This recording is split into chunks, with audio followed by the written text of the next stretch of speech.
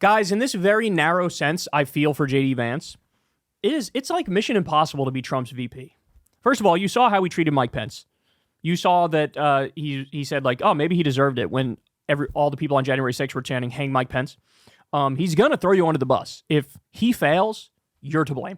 There's no doubt about it, right? And you're in an impossible position because he can't go up on that stage and just rep his own views. He's got to channel Trump's views, and Walz has to do the same with Kamala, right?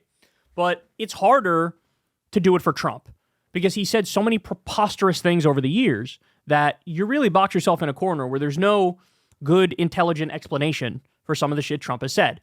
So this is on the topic of climate change. Watch this. First of all, it is a horrific tragedy with this hurricane. And my heart goes out to the folks that are down there in contact with the governors. I serve as co-chair of the Council of Governors as we work together on these emergency managements. Governors, no partisanship. They work together to all of the governors and the emergency responders on the ground. Those happen on the front end. The federal government comes in, makes sure they're there that we recover. But we're still in that phase where we need to make sure that they're staying there, staying focused. Now, look, coming back to the climate change issue, there's no doubt this thing roared onto the scene faster and stronger than anything we've seen. Senator Vance has said that there's a climate problem in the past. Donald Trump called it a hoax and then joked that these things would make more beachfront property to be able to invest in. What we've seen out of the Harris administration now, the Biden-Harris administration, is we've seen this investment.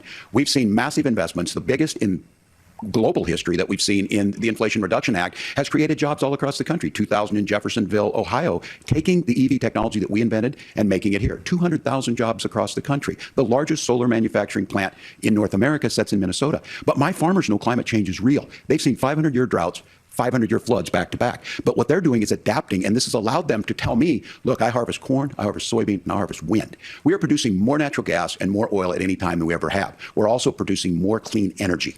So the solution for us is to continue to move forward, that climate change is real. Reducing our impact is absolutely critical, but this is not a false choice. You can do that at the same time you're creating the jobs that we're seeing all across the country. That's exactly what this administration has done. We are seeing us becoming an energy superpower for the future, not just the current. And that's what absolutely makes sense. And then we start thinking about how do we mitigate these disasters. So JD Vance, the line that he goes with is he tries to attack Kamala and Tim Walz over the issue of manufacturing jobs.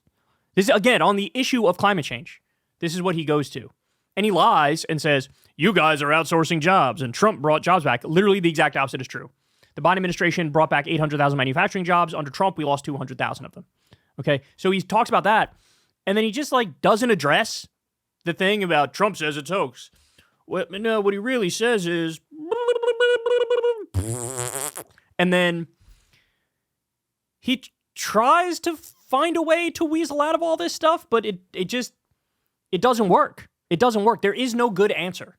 Oh, by the way, I should point out, he also brings up we need to do more oil drilling and more fracking. And again, this is on the topic of climate change. And so, what are you supposed to do with that? What are you supposed to do when, it's pointed out your running mate thinks climate change is a Chinese hoax? And now we're at the point where people know, not just from looking at data and looking at studies, but just intuitively, viscerally in their everyday lives, yeah, they're seeing a lot of extreme weather patterns. They're seeing it all the time. So now, the normie take is yeah, shit is changing, bro. This is a problem. And what's their reaction? He does a total non sequitur and a red herring and talks about jobs, and he's wrong with what he says about jobs. And then he talks about how we need to do more oil drilling and natural gas stuff. I mean, this one, it was a layup for Tim Walz. This portion was just a layup for Tim Walz. And by the way, let me be clear. I don't even agree with Tim Walz and Kamala Harris's position. They're doing the classic 2008 Obama, we're going to do an all of the above energy approach. It's nah, man, at some point, we got to grow the fuck up. And we got to say, yes, oil and natural gas and fossil fuels are leading us to this climate catastrophe. We actually have to start to transition off of this. And to be fair to Tim Walz, he did carbon-free electricity by 2040 in Minnesota, but now he's on a ticket where he's got to rep the top of the ticket, and so maybe he's not as aggressive as he would have been otherwise.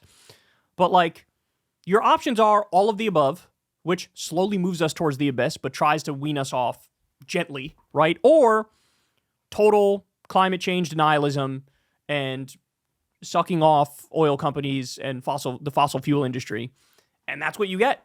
from Vance, and that's what you get from Trump. Look, I genuinely think the Republicans are in a tough position, and they're in a tough position because they have so many extreme views that it's almost impossible at this late date to rep them in a way that gets the majority of the population on your side, right? And that's why we've seen, like, virtually every election now, Republicans lose the popular vote. It's because of that. It's because of that. They take so many positions that are so extreme that you almost can't put lipstick on the pig. It doesn't add up. So, saying directly to his face, yeah, Trump called it a hoax, and he doesn't have a good response. He doesn't have a good response. By the way, I recommend everybody go watch the entire debate. Very interesting viewing. Hey, y'all, do me a favor and like and subscribe. It helps out big time in the algorithm. Click the bell as well for notifications when videos drop, and watch that video on screen right now. You know you want to.